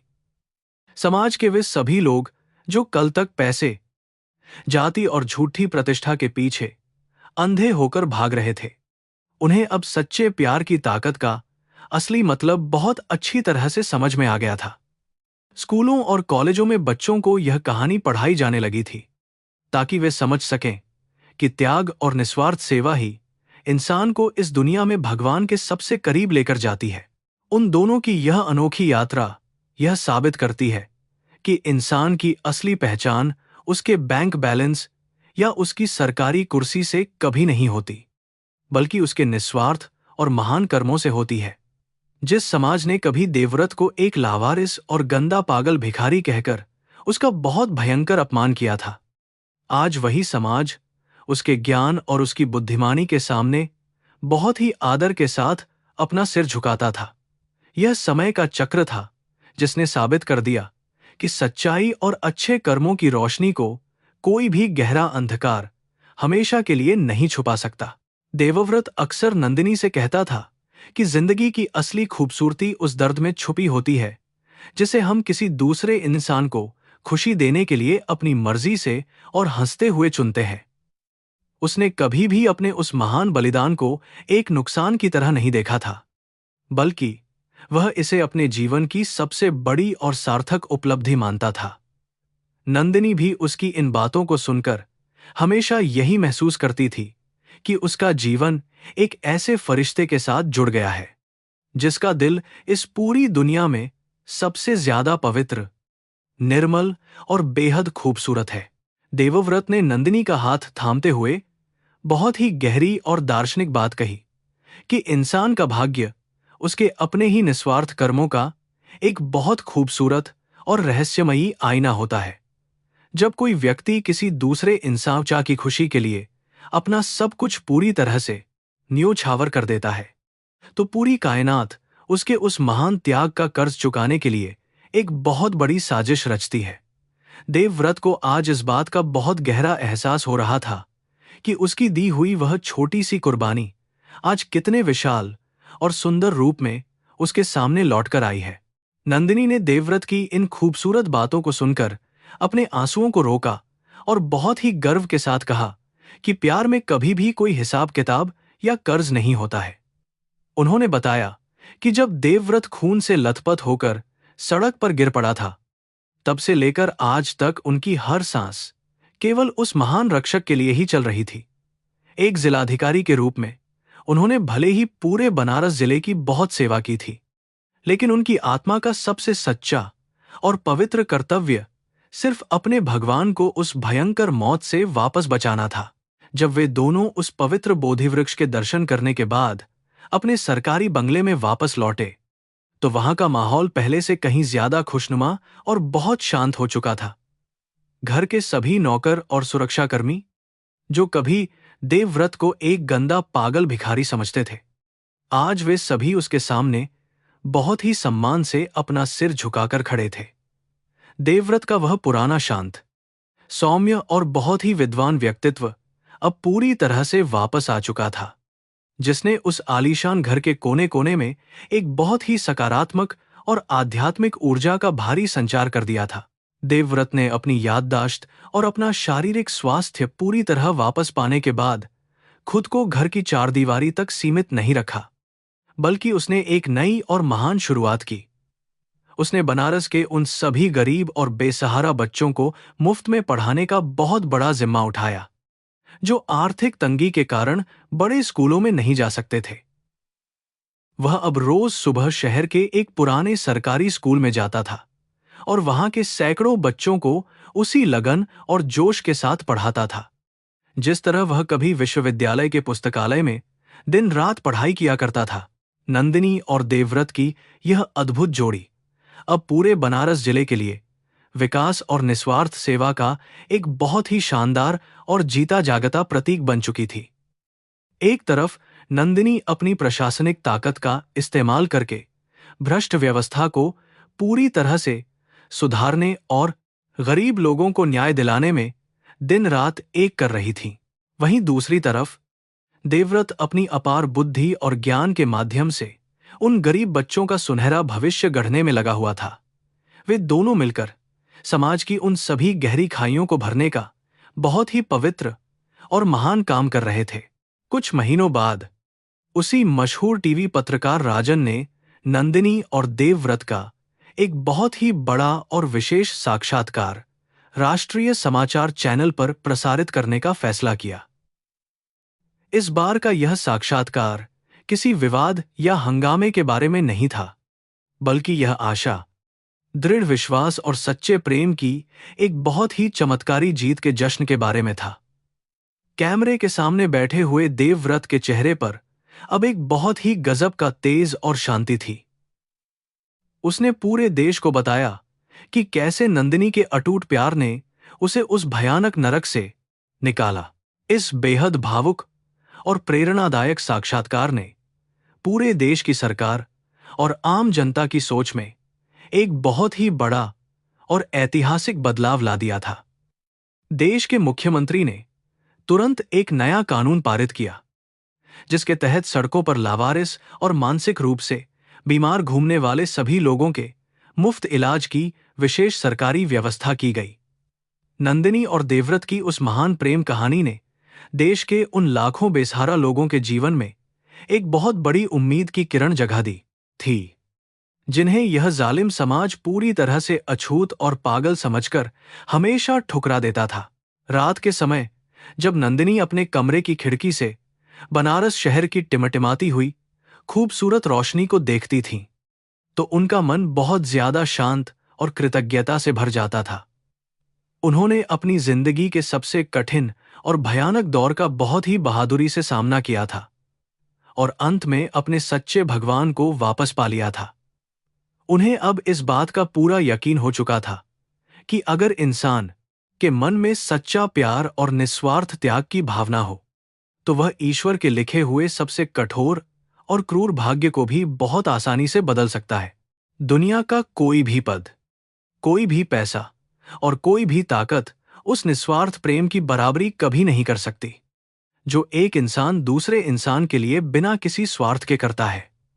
नंदिनी ने जिलाधिकारी की अपनी ताकत का इस्तेमाल केवल सत्ता का सुख भोगने के लिए नहीं, बल्कि अपने भगवान को बचाने और समाज की गंदी मानसिकता को पूरी तरह से बदलने के लिए किया था। आज वे दोनों अपने घर की छत पर एक दूसरे का हाथ बहुत ही मजबूती से थामे हुए खड़े थे और बनारस के घाटों से उठती हुई पवित्र और शांत आरती को सुन रहे थे। ढलते हुए सूरज की सुनहरी और बेहद खूबसूरत रोशनी उनके चेहरों पर पड़ रही थी, जो उनके जीवन के सभी पुराने दुखों और उस लंबे अंधकार के हमेशा के लिए खत्म होने का साफ संकेत दे रही थी। गंगा नदी की बहती हुई पवित्र लहरें जैसे उन्हें उनके इस महान कर्म और सच्चे प्यार के लिए अपनी मीठी और शाश्वत शुभकामनाएं दे रही थीं। देवव्रत ने बहुत प्यार से नंदिनी के माथे को चूमा और एक गहरी मुस्कान के साथ आसमान को देखा।